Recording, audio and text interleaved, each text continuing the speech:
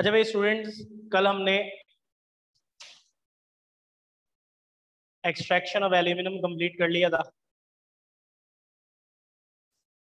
अब देखो इसके बाद एल्यूमिनियम की फिजिकल और केमिकल प्रॉपर्टीज हैं। मैंने आपको फिजिकल प्रॉपर्टीज के बाद ये कहा हुआ है कि सब की जिसकी भी हो, ऑर्गेनिक में हो इनऑर्गेनिक में हो, आपने बुक से लाजमी पढ़नी है। ठीक है ना, point two point physical properties और यूजेस लाजमी लाजमी पढ़ना है। अच्छा, एल्यूमिनियम की फिजिकल प्रॉपर्टीज में काफी सारे इंपॉर्टेंट पॉइंट्स हैं जो कि मुझे आपको बताने हैं। एमसीक्यूज पॉइंट ऑफ व्यू से बहुत इंपॉर्टेंट है। ठीक है बेटे,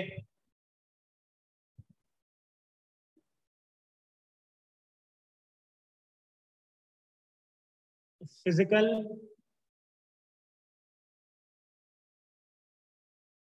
प्रॉपर्टीज ऑफ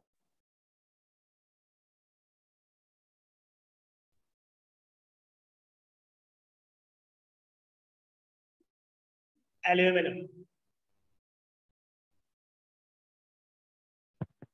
ठीक है भाई, एल्यूमिनियम की फिजिकल प्रॉपर्टीज की हमें बात करनी है। बेटा एल्यूमिनियम जो है वो ब्लूइश वाइट मेटल होता है और बहुत ही जबरदस्त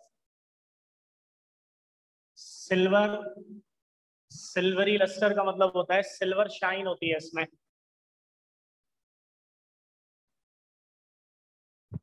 ठीक है भाई, अपीयरेंस की बात हो रही है। सबसे पहले ये ब्लूइश व्हाइट कलर का मेटल होता है और इसकी बहुत ही जबरदस्त सिल्वर कलर की शाइन होती है।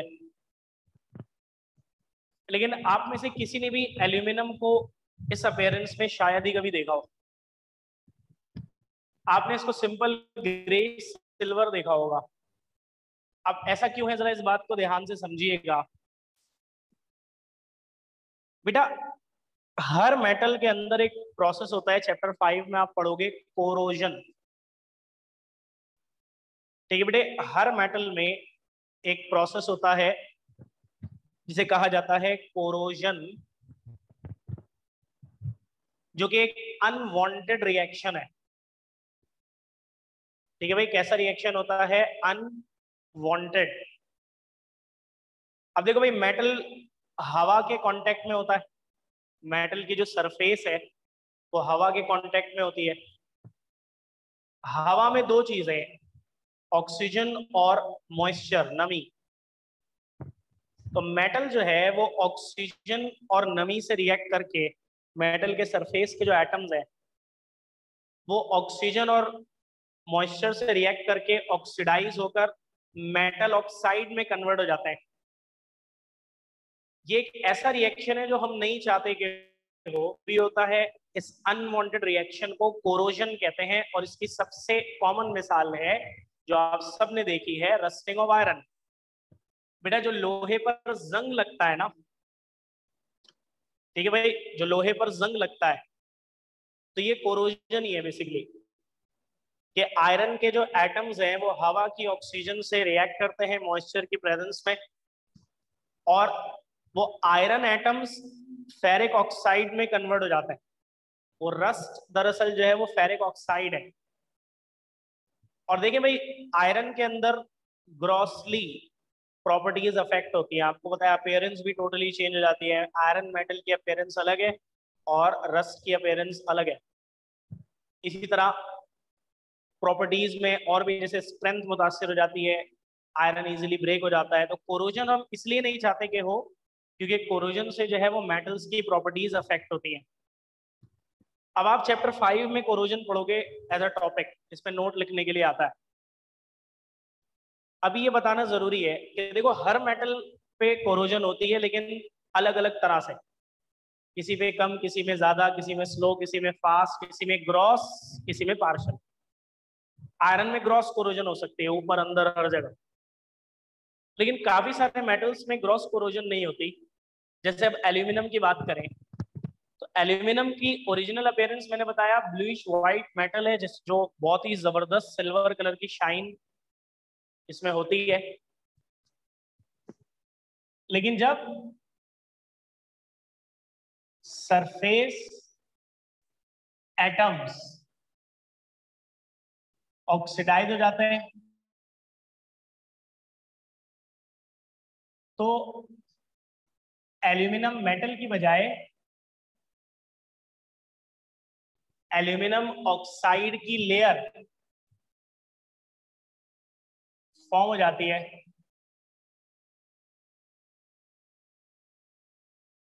तो इसका एक फायदा है और एक नुकसान है। ठीक है भाई, जब एल्यूमिनियम में भी ऐसे ही होगा जैसे बाकी सारे मेटल्स में होता है कि एल्यूमिनियम के सरफेस के एटम्स हवा की ऑक्सीजन से ऑक्सीडाइज होंगे और एल्यूमिनियम ऑक्साइड फॉर्म करेंगे। एल्यूमिनियम ऑक्साइड की एक लेयर बन जाती है सरफेस पे। अब इसका एक फायदा है और एक नुकसान है। नुकसान ये है कि अपीयरेंस चेंज हो जाती है।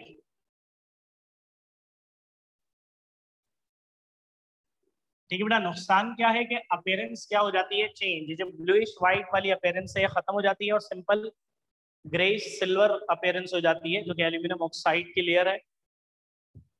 लेकिन इसका एक फायदा भी है और वो ये है कि जो लेयर है ना, ये एक प्रोटेक्टिव लेयर बन जाती है जो कि इनर मेटल को कोरोड होने से बचाती है। ठीक है भाई, तो एल्यूमिनियम की अपीयरेंस कैसी होती है, ब्लूइश व्हाइट मेटल है, बहुत ही जबरदस्त सिल्वर कलर की शाइन होती है इसमें। लेकिन मैंने क्या बताया, हर मेटल में एक प्रोसेस होता है विच इज कॉल्ड कोरोजन। और इसमें क्या होता है कि मेटल के सरफेस के एटम्स हवा की ऑक्सीजन से रिएक्ट करते हैं मॉइस्चर की प्रेजेंस में और ऑक्सीडाइज होकर मेटल ऑक्साइड की लेयर फॉर्म करते हैं।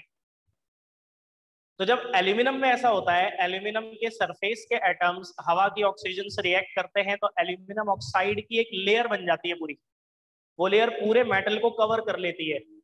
इसका एक नुकसान है कि अपीयरेंस चेंज हो जाती है, लेकिन ज्यादा बड़ा फायदा है कि वो एक प्रोटेक्टिव लेयर की तरह मजीद मेटल को कोरोड होने से बचाती है। जैसे आयरन में जंग अंदर तक चले जाता है, एल्यूमिनियम में ऐसा नहीं होता।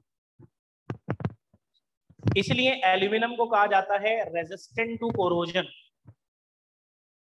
ठीक है बेटा, क्या कहा जाता है, रेजिस्टेंट टू कोरोजन।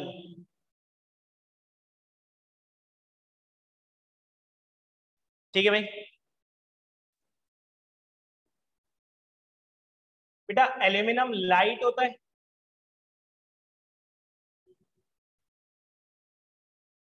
चीप होता है, मैलेबल, डक्टाइल।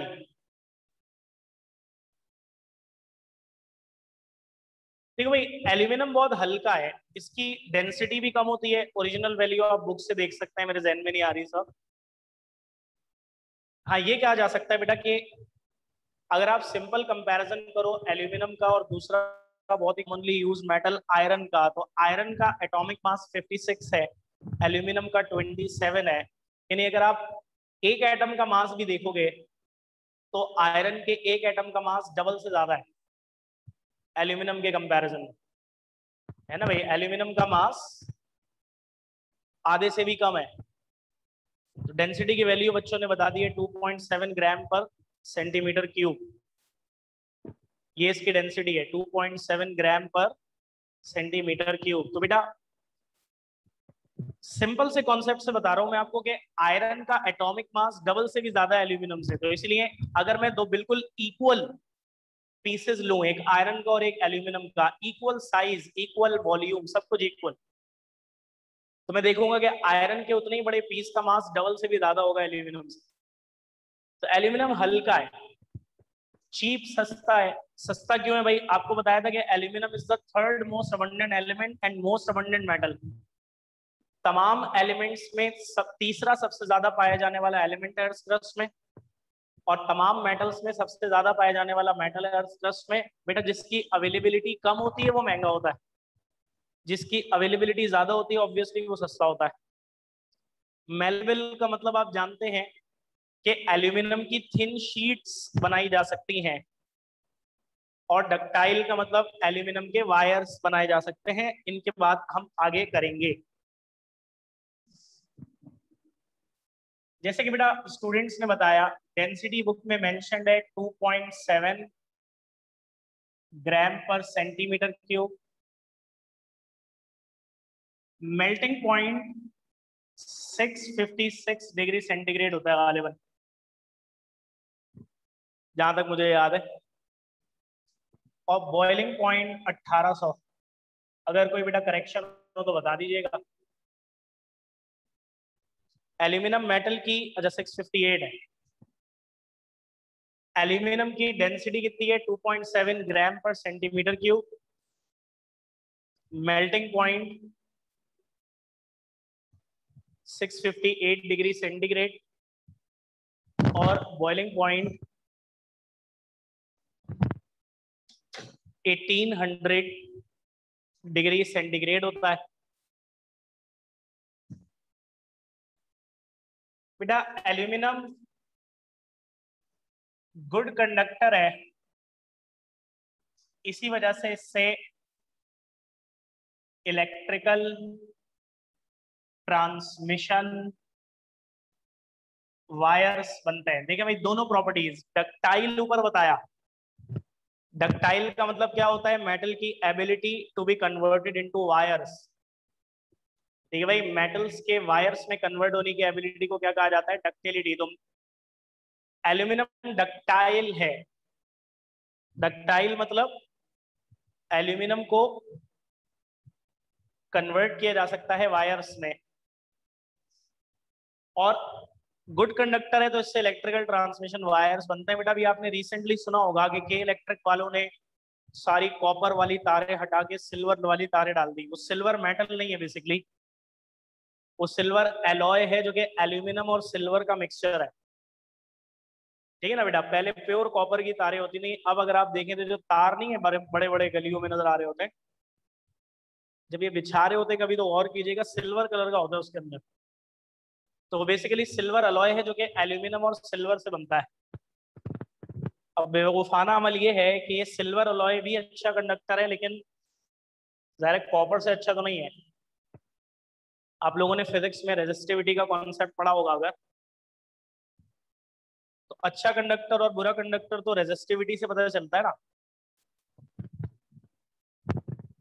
तो बहरहाल कॉपर से अच्छा तो नहीं है, लेकिन ठंडे इलाकों में फिर चल जाता है। अब यहाँ गर्मी इतनी होती है आजकल, ये जो लाइटें जा रही है ना, ये पिघल जाता है।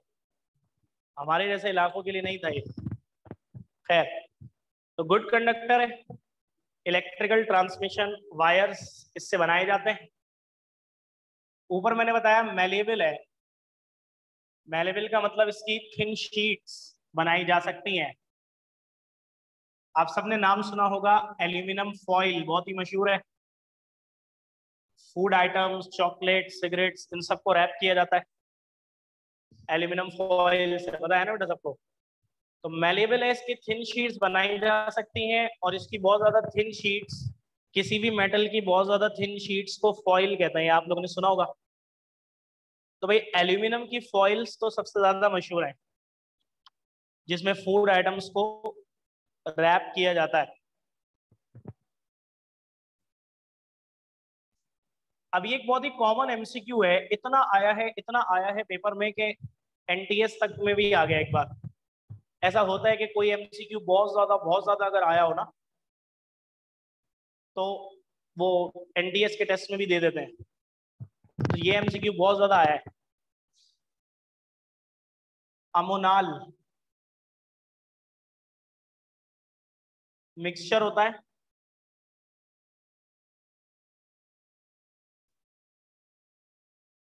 एल्यूमिनियम मेटल के पाउडर और एल्यूमिनियम नाइट्रेट का, जिसका फॉर्मूला होता है AlNO3 थ्राइस। अमोनाल जो कि मिक्सचर होता है एल्यूमिनियम मेटल पाउडर और एल्यूमिनियम नाइट्रेट, ये एक एक्सप्लोजिव है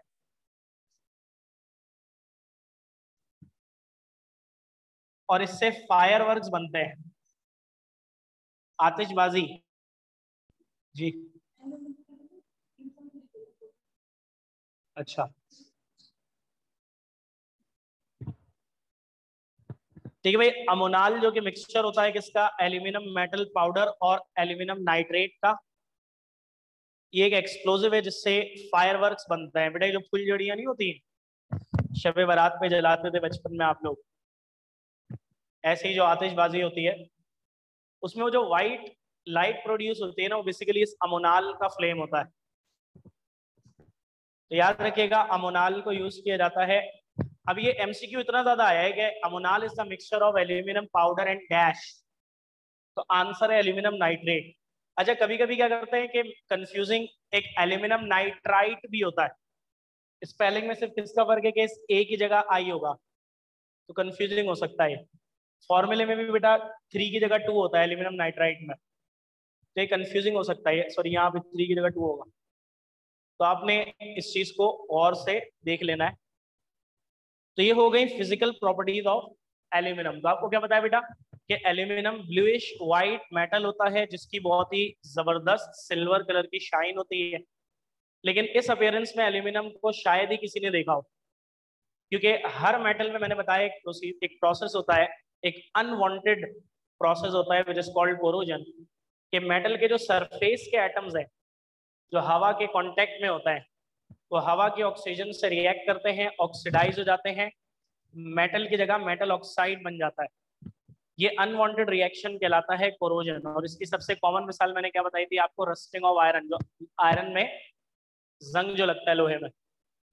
अब देखिए आयरन बिल्कुल अलग होता है, जंग बिल्कुल अलग होता है, और प्रॉपर्टीज कितनी ज्यादा मुतासिर हो जाती हैं, अपीयरेंस भी चेंज हो जाती है। आयरन में तो ज्यादा ही स्ट्रेंथ भी खत्म हो जाती है एंड सो ऑन। अब वैसे तो मैंने क्या बताया, कोरोजन एज अ टॉपिक आप पढ़ोगे चैप्टर 5 में, लेकिन आपको मैं कुछ बातें यहाँ बता रहा हूँ कि हर मेटल में कोरोजन होती है, बट किसी में कम, किसी में ज्यादा, किसी में स्लो, किसी में फास्ट, किसी में ग्रॉस, किसी में पार्शल। जैसे आयरन में तेज भी होती है और ग्रॉस भी होती है, लेकिन एल्यूमिनियम में ऐसा नहीं होता। एल्यूमिनियम के सिर्फ सरफेस के एटम्स हवा की ऑक्सीजन से ऑक्सीडाइज होकर एल्यूमिनियम ऑक्साइड जब बनते हैं ना, तो वो एल्यूमिनियम ऑक्साइड की एक पूरी लेयर सरफेस पे फॉर्म हो जाती है। इसका एक फायदा है, एक नुकसान है। नुकसान ये है कि इससे अपीयरेंस चेंज हो जाती है, ब्लूइश व्हाइट से सिंपल सिल्वर ग्रे हो जाता है। लेकिन इसका फायदा यह है कि ये लेयर एक प्रोटेक्टिव लेयर की तरह इनर मेटल को प्रोटेक्ट करती है। तो जिस तरह आयरन में अंदर तक जंग लगता है, एल्यूमिनियम में ऐसा नहीं होता। फिर आपको बताया बेटा कि एल्यूमिनियम बहुत ही हल्का है, इसकी डेंसिटी देखो 2.7 ग्राम पर सेंटीमीटर क्यूब। लेकिन आसान इसको कॉन्सेप्ट से समझो कि एल्यूमिनियम का एटॉमिक मास 27 है, आयरन का 56 है, डबल से भी ज्यादा। तो अगर दो बिल्कुल सेम साइज और सेम वॉल्यूम के पीसेस लूं, एक आयरन का एक एल्यूमिनियम का, तो सेम साइज और सेम वॉल्यूम वाले पीसेस में आयरन का मास डबल होगा, डबल से भी ज्यादा होगा as compared to aluminium. Cheap क्यों है बेटा, क्योंकि मोस्ट अबंडेंट मेटल है इन अर्थ क्रस्ट, जिसकी अवेलेबिलिटी ज्यादा होती है, ऑब्वियसली वो सस्ता होता है। इसके अलावा बेटा मेल्टिंग पॉइंट इसका 658 डिग्री सेंटीग्रेड है और बॉइलिंग पॉइंट 1800 डिग्री सेंटीग्रेड है। गुड कंडक्टर है, डक्टाइल भी है, वायर भी बन सकता है, तो इसलिए इसको इलेक्ट्रिकल ट्रांसमिशन वायर्स बनाने में यूज किया जाता है। मेलिएबल है बेटा, इसकी थिन शीट्स बनाई जा सकती हैं लाइक एल्यूमिनियम फॉइल जो कि यूज होती है। फिर आपको बताया कि अमोनाल मिक्सचर होता है एल्यूमिनियम पाउडर और एल्यूमिनियम नाइट्रेट का, जो कि एक्सप्लोसिव है और फायरवर्क्स बनाने में यूज होता है। रेदा मेरे बच्चे बोर्ड ब्लर है तो आपका इंटरनेट सही नहीं चल रहा, यहाँ पे सही है सब कुछ। मैंने आपको कई बार बात बताई है कि मैं लैपटॉप पे कनेक्ट किया हुआ होता हूँ बिल्कुल ऐसे जैसे आप लोग ने कनेक्ट किया हुआ है, तो जैसा मुझे लैपटॉप में दिख रहा है वैसे ही आपको दिखना चाहिए। अगर मुझे भी लैपटॉप में खराब दिखेगा तो फिर मसला यहाँ का है। लेकिन अगर मुझे लैपटॉप में सही दिख रहा है तो इसका मतलब आपका नेट सही नहीं चल रहा। बहरहाल मैं स्क्रीनशॉट लेके ग्रुप में डाल दूंगा, तो परेशान ना हो इस पे। अब बेटा इसके बाद एक हेडिंग है,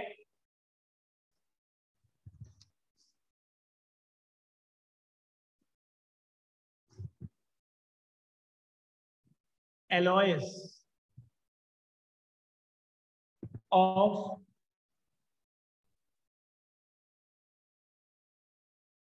एल्यूमिनियम।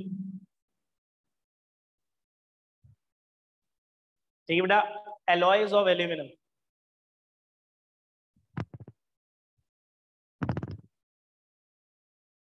तो एलॉय क्या होता है?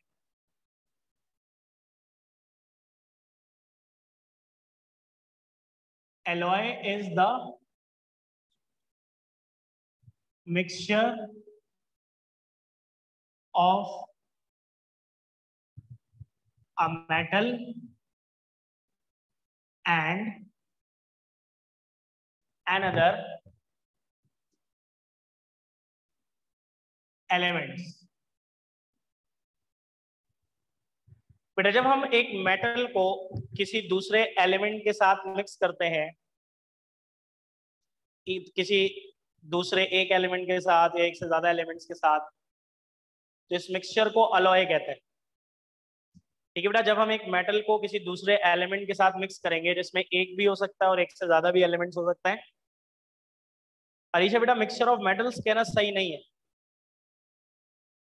जी बेटा निजला, बोरिक एसिड का टॉपिक पढ़ना पड़ेगा, एमसीक्यूज के लिए सब पढ़ना पड़ता है।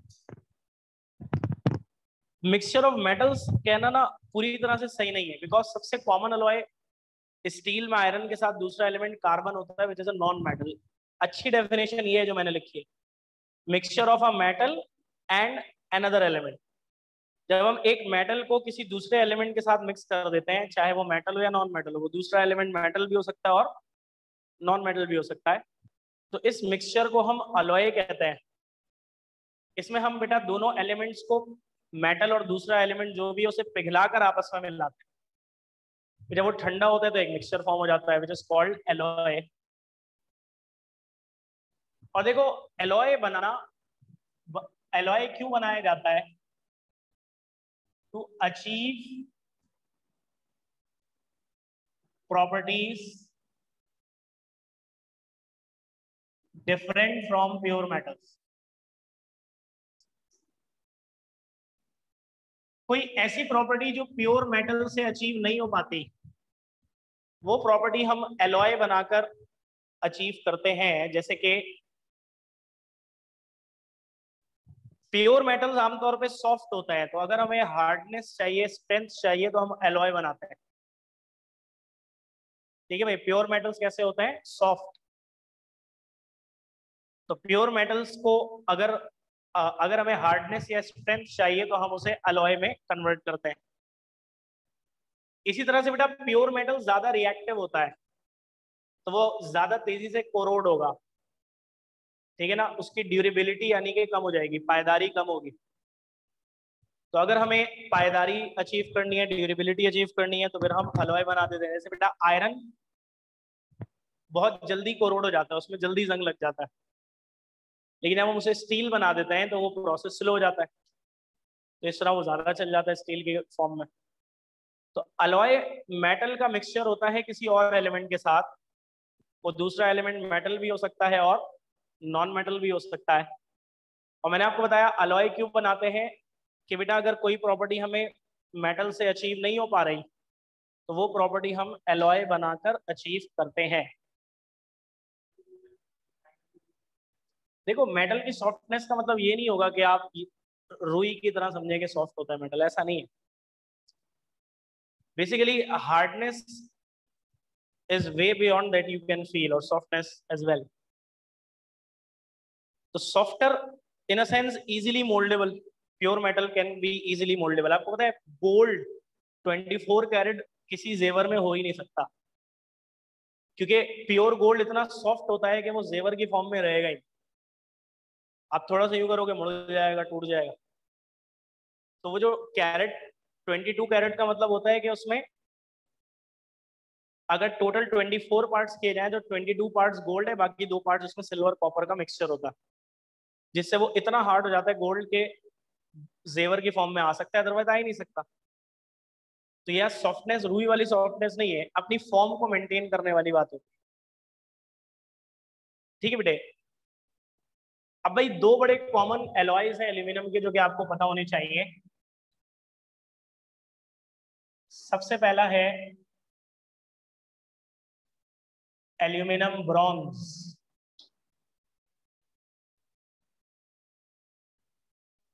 बेटे आपको ना कॉम्पोजिशन याद रखनी है, सबसे इंपॉर्टेंट। जैसे एल्यूमिनियम ब्रॉन्ज में 90% कॉपर एल्यूमिनियम होता है। ये आपको लाजमी याद रखनी है कॉम्पोजिशन। 90% कॉपर और 10% क्या होता है? एल्यूमिनियम। और बेटा ये गोल्डन ब्राउन कलर का होता है।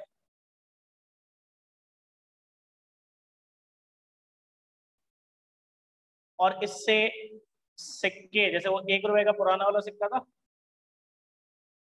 इसी तरह स्टैच्यूज, इसी तरह इमिटेशन ज्वेलरी,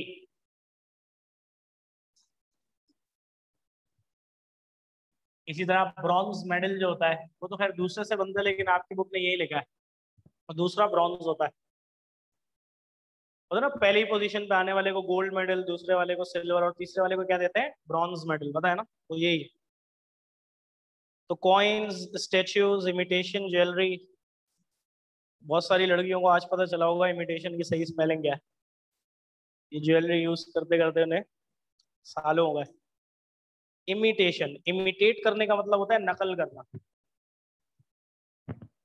तो वो इमिटेशन बेसिकली गोल्ड की नकल पे बनाई जाती है, उतनी सस्ती है।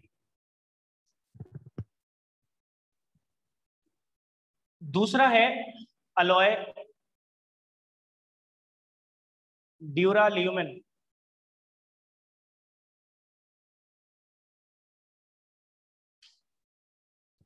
बेटा ड्यूराल्यूमिन की कॉम्पोजिशन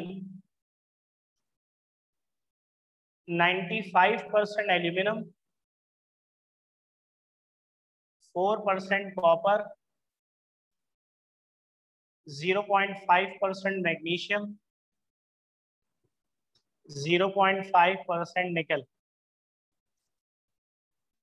ठीक है भाई, 95% एल्यूमिनियम होता है, 4% कॉपर होता है, 0.5% मैग्नीशियम और 0.5%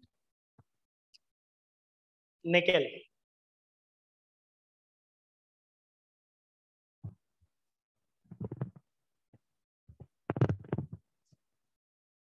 बेटा इसकी बहुत ज्यादा हाई टेंसाइल स्ट्रेंथ होती है, और इससे एरोप्लेन्स की बॉडी बनाई जाती है, जहाजों की body. High tensile strength. High tensile strength का मतलब देखो, स्ट्रेंथ बेसिकली ऐसे समझो, स्ट्रेस को बर्दाश्त कर लेने की सलाहियत। ठीक है भाई, स्ट्रेंथ होता है स्ट्रेस को फेस करने की एबिलिटी या टेंडेंसी। और दो तरह के स्ट्रेस होते हैं, एक होता है कंप्रेसिव स्ट्रेस, अगर दबाया ऐसे लग रहा है। एक होता है टेंसाइल स्ट्रेस, जो कि ये वाला होता है, खींचने वाला। तो इसकी बहुत ज्यादा हाई टेंसाइल स्ट्रेंथ होती है, तो इससे एरोप्लेन की बॉडीज बनाई जाती है, क्योंकि उसके लिए टेंसाइल स्ट्रेंथ रिक्वायर्ड है। तो आपने बेटा इनकी कॉम्पोजिशंस को याद रखना है, यूजेस को याद रखना है लाजमी।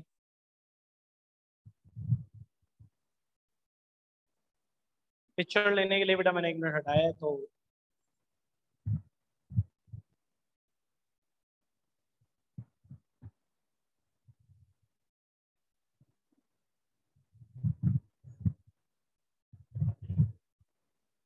जी बेटा, लाइट गई हुई है ना।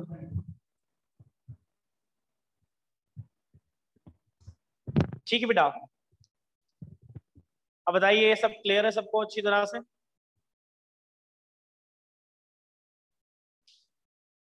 हाँ भाई, आमिर, अफान, अमान, कोमल, युसरा, दुआ, हफ्सा, जल्दी बताओ बेटा, सबको क्लियर है?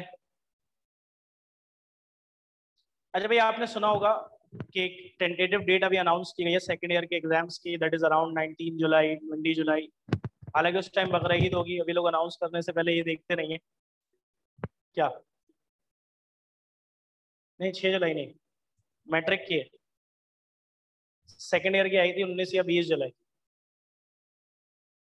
खैर, इन एनी केस बकरा ईद होगी उन दिनों में, लेकिन आपको ये समझ लेना है कि इसका मतलब कि बकरा ईद के फौरन बाद आपके एग्जाम्स हैं, ठीक है ना? के फौरन बाद आपके एग्जाम्स होंगे, यू हैव टू प्रिपेयर। और आप क्या कह रही हैं 6 है, 6 जुलाई है। यार मैंने दूसरा नोटिफिकेशन देखा है सर। चलिए 6 जुलाई भी मुनासिब है, ऐसी बात नहीं है, लेकिन ये है कि आप लोगों को बहरहाल अब थोड़ा सा अपने उस कंफर्ट जोन से निकलना पड़ेगा जिसमें आप लोग 1 साल से भी ज्यादा अरसे से हैं, and you have to study, ठीक है?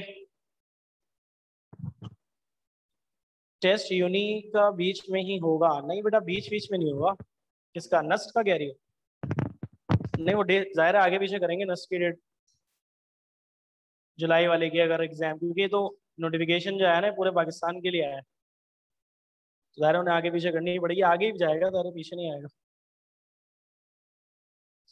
ठीक है भाई, तो आप लोग अपने आप को तैयार रखें। प्लस बेटा अगेन वही वाली सूरत हाल है फीस सबमिशन की। आप लोगों को मई के महीने के स्टार्टिंग में, अप्रैल के एंड से ये बात बोली गई है बार बार, तो आप यकीन करें कि 50% स्टूडेंट्स की फीस भी अभी तक कलेक्ट नहीं हुई। तो बेटा ये जो सूरत हाल है ना, ये अच्छी नहीं होती।